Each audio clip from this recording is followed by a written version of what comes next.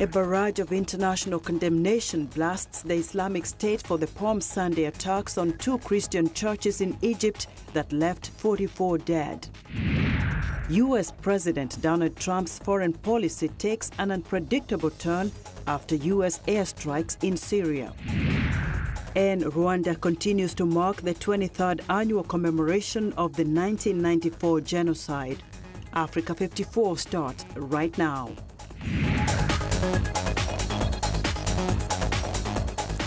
Good evening and welcome. I'm Vincent McCory. This is Africa 54. The international community is condemning the terrorist attacks on 2 Christian churches in Egypt during Palm Sunday services. The explosions at a Coptic church in Tanta and one in Alexandria killed 44 people and wounded at least 100 others. The Islamic State terrorist group is claiming responsibility for the heinous violence. VOA's Ladis Zahok has our report. The first explosion took place inside St. George's Church in Tanta, about 100 kilometers north of Cairo, killing at least 27 people and wounding many others. The second one targeted St. Mark's Church in Alexandria. Eyewitnesses say police stopped the suicide bomber from entering, but his device went off outside, killing 17. They say it happened on his way inside while he was being searched, just like we were all searched before going inside. So while they were searching him, they found something, and when he was arrested, he pushed the button and blew himself up. The 2 police officers were blown up, and the explosion hit the people around. The explosions come weeks before Pope Francis plans a visit to Egypt. I pray for the dead and the injured, and I am close in spirit to their families and the entire community. May the Lord convert the hearts of people who saw terror, violence, and death, and even the hearts of those who produce and traffic in weapons. The Western world has uniformly condemned the terrorist attacks on civilians attending religious services. U.S. President Donald Trump expressed confidence that his Egyptian counterpart will handle the situation properly. U.S. Senate Minority Leader Chuck Schumer said we must redouble efforts against Islamic State. Terrorism is a scourge that we must stop, and we are getting better at it. The drones have taken out many of the leaders of ISIS. We got to keep it up. Islamic State, or ISIS, claimed responsibility for the attacks, but the Palestinian terrorist group Hamas condemned them. The Hamas movement hopes that Egypt recovers from these wounds and wishes safety, security, stability, and prosperity, so Egypt can restore its strength and pioneering role in promoting the interests of its people and those of the Arab and Islamic nations. Egyptian Copts, the country's biggest religious minority, are a frequent target of terrorist attacks, including arsons, assaults, and bombings. Zlatisa Hoke, VOA News, Washington. In Sweden, citizens continue to mourn as tens of thousands of people turned out in Stockholm Sunday for what they called a laugh fest after Friday's terrorist truck attack killed 4 people and injured 15. Mayor Karin Vangerd told a crowd of 50,000 that fear shall not reign and terror cannot win. A 39-year-old Uzbek believed to have extremist sympathies is under arrest for allegedly ramming a hijacked truck into a crowd at a department store. Friday's attack apparently had little effect on liberal Sweden's global reputation as an open and welcoming society. Well, first of all, the fact that he is a refugee is absolutely of no consequence whatsoever. This is a sick individual, and it has got nothing to do with his refugee status. And I think most Stockholmians realize that just because you're a refugee or a Muslim does not mean you're a terrorist. A terrorist is a terrorist. Well, police arrested the Uzbek-born suspect hours after the truck attack. He was known to intelligence services since last year when he disappeared before he could be deported after his application for asylum was rejected. Authorities knew he had pro-extremist sympathies. No group has claimed responsibility for Friday's attack, and no motive is known. Police say they have arrested a second person in connection with the attack, but have given no further information. East Africa now. Somali military officials say a suicide bomber has attacked a military training camp on the outskirts of Mogadishu, killing several soldiers and wounding others. Monday's attack came just one day after the new Somali Army Chief General Ahmed Mohamed Jimale Ifid survived a suicide car bomb attack that killed at least 15 people near his convoy in Mogadishu. Most of the victims of the blast were said to be civilians who were passengers in two minibuses. The Al-Shabaab terrorist group is claiming responsibility for the attack. An African Union force of 22,000 operating in the country in an effort to help the Somali government expand its authority to the rest of the country. Now, a severe drought in Somalia has displaced nearly 500,000 people in the Puntland region. Herders who have lost their livestock are now seeking refuge in urban areas. Those towns are struggling to deal with the influx of displaced families. Neha Wadekar reports from the town of Kado. Hawa Ahmed Mahmoud's family traveled for 5 days to reach this camp for displaced people in the Puntland region of Somalia. We left half of our possessions behind. We didn't have a car to transport us, so we made 3 trips by camel. 2 million Somalis are facing starvation from this drought, the UN says, and more than 430,000 have already fled their homes. With the threat of famine looming, they are seeking refuge in urban areas and informal displacement camps. It is the situation that has forced us, and we came here for water. We were afraid of dying of hunger and thirst. But experts say that decades of civil war and instability have crippled Somalia's infrastructure, which can't handle the influx of hungry people. Abdi Said Osman is the mayor of Kardo, a town near several informal displacement camps. There are a lot of problems here. These people coming here don't have jobs. They've become a burden to the town. Businesses in Kardo have been extending credit to people living in the camps. The mayor says the town has also received some private donations, but needs more help from the Somali government and international NGOs to help meet the overwhelming need. Mahmoud and her husband, Abdi Noor Abdullah Hassan, lost nearly all of their animals in the drought. Now, Hassan picks up whatever work he can to feed his growing family. His wife is 9 months pregnant. I do manual labor. I use my strength to make money. We have nothing else. Mahmoud and Hassan can't afford this town's school fees, and there's no free school in this camp. They worry most about their 4-year-old son, Mohammed, who suffers from convulsions. Before the drought, I was going to sell some animals, get money, and take him to a neurologist in the capital. Whatever I wanted to use for his treatment, we've lost. The drought has changed Mahmoud's priorities. Right now, she says, the most important thing is keeping her family alive. Neha Wadekar for VOA News, Kardo, Somalia. Well, if you are a refugee in Africa, Uganda may be one of the better places to be one.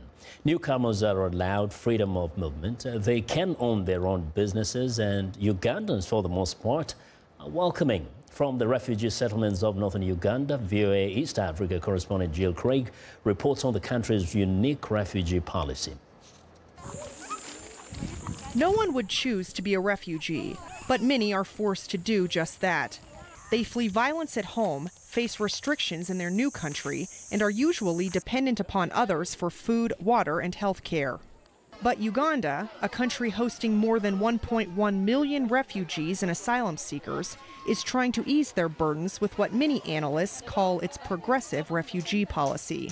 Senior settlement officer in the Ugandan Prime Minister's office, Solomon Osakan, works with the UN humanitarian agency to coordinate refugee operations in the country. He says Uganda's approach comes from a Pan-African mindset of helping Africans in trouble, which currently includes those in neighboring South Sudan, the Democratic Republic of Congo, and Burundi. So I think this policy emanates from our leaders. Previously, most of our leaders were displaced as refugees. They sought asylum in neighboring countries and went as far as Europe.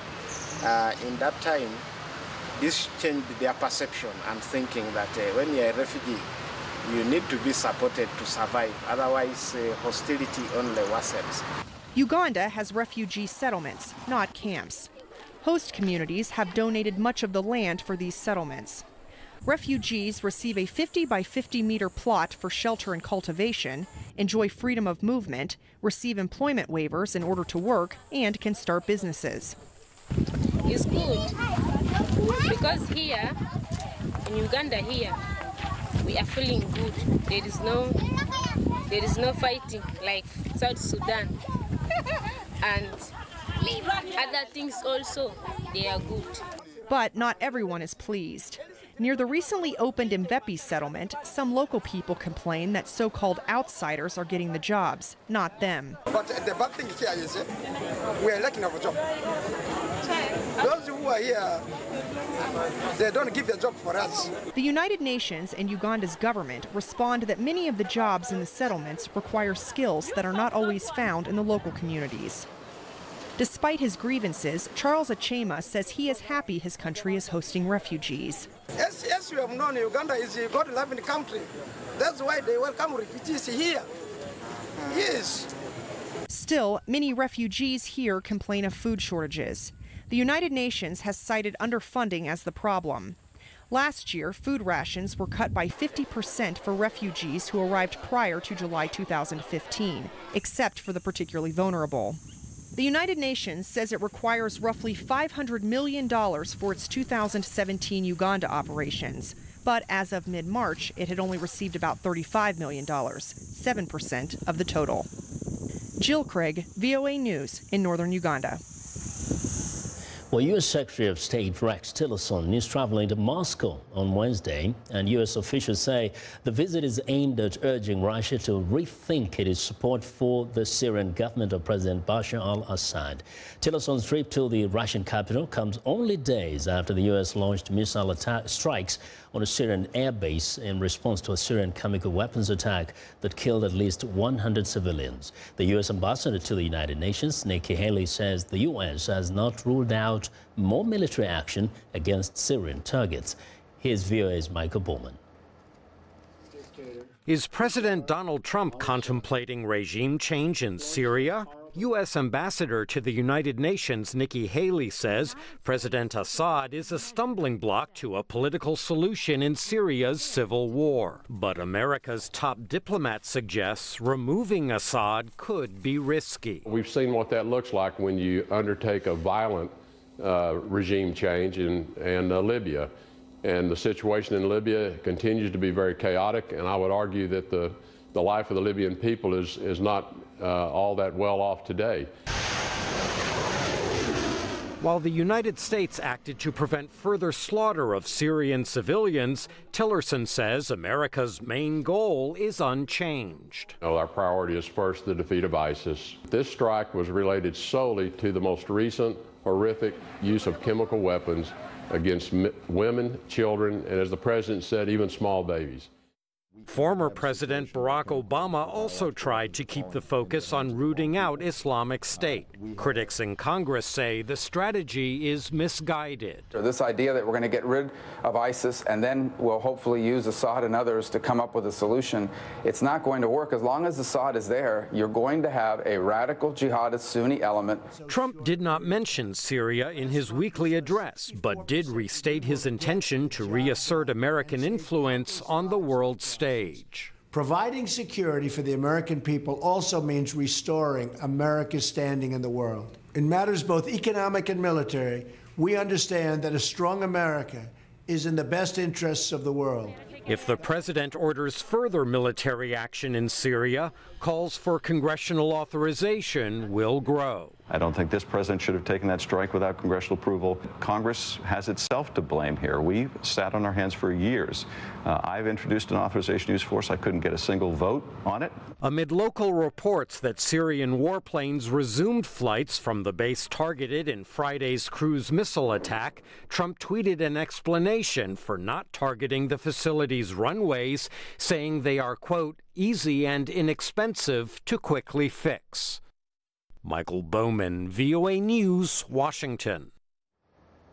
Well, for more insight on the U.S. strategy and options against Syria, joining me from the Pentagon is VOA Pentagon correspondent Carla Babb. Carla, now we know that we're hearing a lot of different messages about Syria from administration officials. UN ambassador calls Assad a stumbling block, and Secretary of State Tillerson says ISIS is the priority here.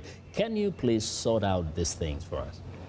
Well, I think what we are hearing is two sides of the same message. The UN ambassador, Haley, she wanted to make clear that the Trump administration can do more against President Assad if needed, and would do more if needed. But for now, this is very clear that this was a one-off strike as a direct result of the use of chemical weapons on civilians. But let's be clear, no one here at the Pentagon is patting themselves on the back, congratulating themselves for that one strike against the Syrian airfield. The war is still going on in Syria. They are still fighting Islamic State militants, and if anything, this has complicated that fight. You can look at the strike releases for the past couple of days, and while there were still 18 strikes in Syria today by the U.S.-led coalition, the numbers over the past few days have been down. And I was talking to a U.S. official with a group of reporters earlier, and he said that yes, General Townsend, the ground commander in Iraq and Syria, did reposition some of his resources for force protection. That is the implication, of course, is if the Russians or if the Syrians decide to do a counterstrike on U.S. Forces in Syria, they wanted to be ready. I actually asked that official, Colonel John Thomas, who's a Central Command spokesman, I asked him, I said, well, does that mean that some U.S. troops came out of Syria? And he wouldn't give me an answer. He said, we don't talk about where our troops are at any given time. But clearly, this is not just as simple as some officials have said it potentially could be. Now, Carla, you've been reporting over the last few days that officials are investigating whether Russia was involved in some way in the chemical strike there in Syria. What can you tell us about that up to this point? Well, this is just another example of the complications. U.S. officials had been telling reporters that what they saw during the chemical weapons attack, they saw the Syrian aircraft strike in that town near Idlib. After that strike, they saw a UAV, a drone, come in and observe the area and saw some of the civilians going to get treatment in a hospital. They won't say whether that drone was Syrian or Russian. That's what they're investigating right now. And then about 5 hours after that drone showed up looking at what was going on after the chemical attack, they said that there were aircraft that came in and shot the hospital. They don't know exactly why they targeted civilians in that hospital, but the senior military officials told reporters near me that it seems that this could be an attempt to cover up some of the evidence of a chemical weapons attack. We do know that there is chemical expertise that the Russians have in Syria. What we also know is there was a Russian aviation unit in that base. So I think in the coming days we're going to be seeing what's going to come out of the intel community on Russia's role in this strike. Thank you, Carla. As always, excellent reporting there.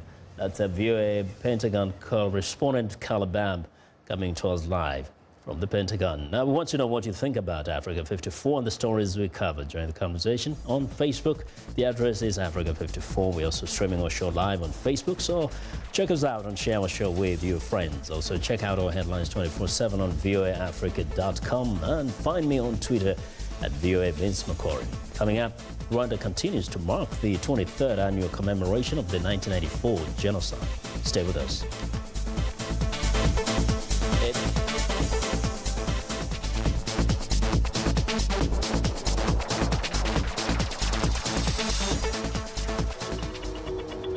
I'm Ilar Sega. I'm the host of VOA's The Correspondents, a roundup of the world's top stories with analysis from our dedicated reporters. It's really a conversation the same way that you would bring a friend to your home and ask them what's going on. And our correspondents will do that and answer those questions through their own eyes. That appears a false choice in more ways than one. We can't actually put you there, but we can come pretty close. In 30 minutes, we'll show you the world.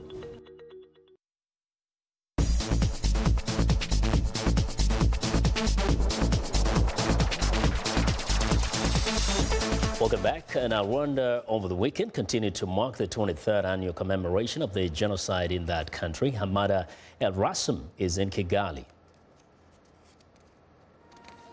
The Rwandan government organizes this yearly event for everyone in the country to honor the loved ones who were lost during the genocide. An estimated 800,000 people were killed in Rwanda during those 100 days in 1994, most of them from the Tutsi ethnic group. I wanted to start with the words of the young people who were singing just now. They asked, "How did we get here?" I think you have heard this. How we got here is not a question you can answer right now or answer in the short term, but it's a question that we eventually have to answer. It has been 23 years since the genocide. A whole generation has been born since then. Those who lived through the genocide complained that young people don't show the proper respect. Taking selfies at memorial sites has led to controversy. Only makes sense when people that are commemorating have a caption attached to the selfie explaining what is going on, so that whoever sees it does not wrongly judge the image, to probably think it's disrespecting, but rather makes sense out of it by reading the following, like the caption. Young people told VOA the genocide and the annual memorial do affect them. A lot of people have suffered during the genocide and in different ways, and it has affected their life very much. So having them around you, having them as your parents, having them as your friends and people you work with, really puts you into that zone where you don't know how to act towards them, you don't know what to say to them, but then you need to be there because you're like the next generation, you are like the one that is supposed to be bringing hope to them. President Kagame emphasized that the unity and reconciliation of the country are the work of all Rwandans, including future generations. Hamada El-Rassam for VOA News, Kigali. Well, Rwandans in the diaspora are also marking the 23rd commemoration of the 1994 genocide.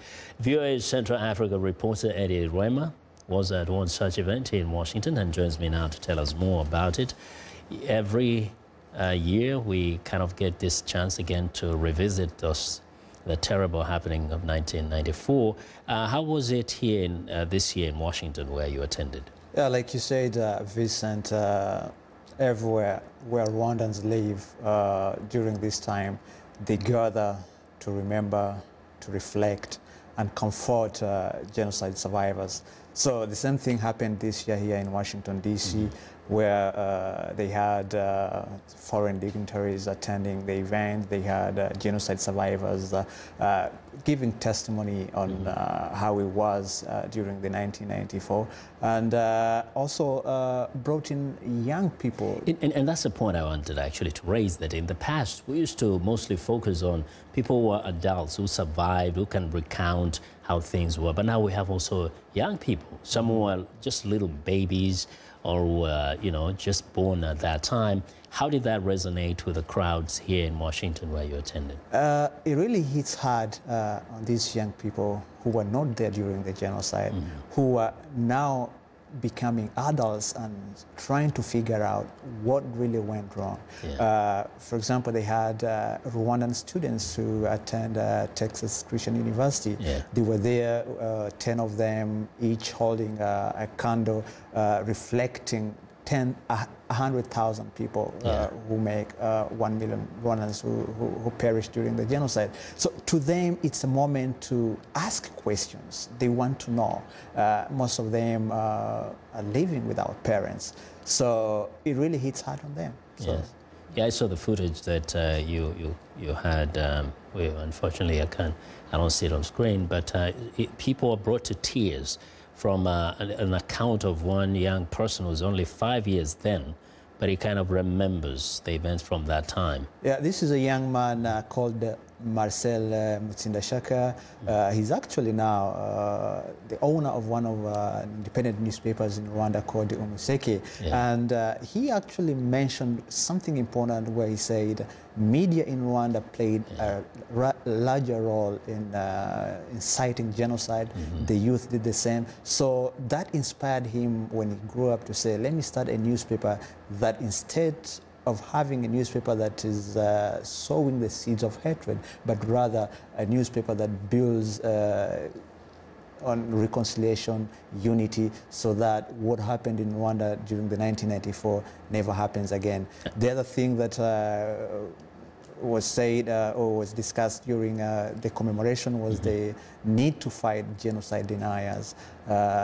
They emphasized that. They actually asked senior government officials, especially the one representing the United States government here, to help prohibit or stop those people who try to minimize what happened and say there was no genocide. The genocide. Anyway. And most of them here use the First Amendment as a reason to express the statement. Anyway, we hope and pray that there will never be such an event again of mass killings, but every year we'll remember in order for people to remind themselves never ever to go back there. Thanks a lot, Eddie, for your coverage and also for joining us to share with us there. Well, that's VOA's Intra-Africa reporter, Eddie Rwema. Well, it's time now for a short break. Still to come on Africa 54. The U.S. Supreme Court has a new justice. We'll be right back.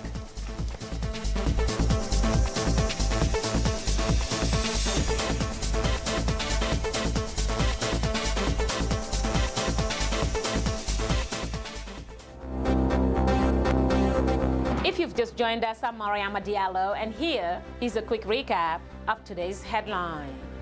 In Somalia, a suicide bomber kills several soldiers at a military training camp on the outskirts of the capital, Mogadishu. In Nigeria and Chad, the World Food Program says there is an urgent need for funds in the next 4 to 6 weeks as 44,000 people face famine-like conditions. Security tightens in Egypt's Coptic Christian churches after deadly attacks claimed by Islamic State left 44 worshippers dead on Palm Sunday. In South Africa, the recently sacked former finance minister Pravin Gordhan calls for unity in an event to honor the late anti-apartheid activist Ahmed Kathrada. That's all for today. Thanks for watching. We'll see you next time.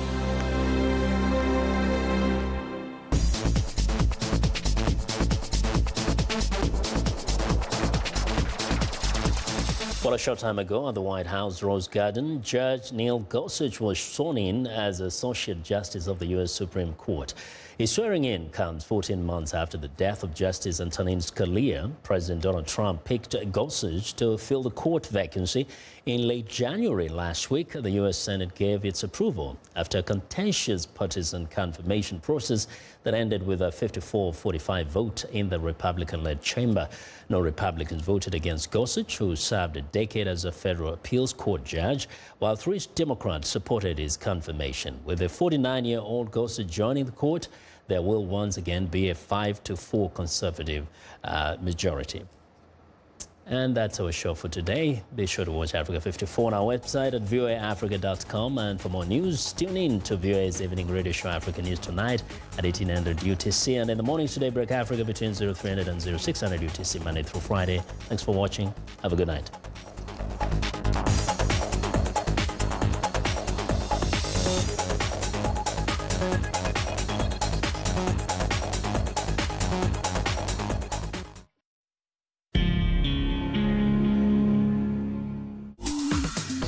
Welcome to English in a Minute.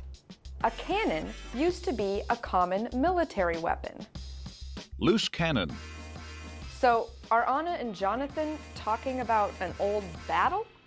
Hey, I'm looking for someone to host a political event tomorrow night. Can your friend Sylvia help out? Sylvia? She's a loose cannon. You never know what she's going to say. She could easily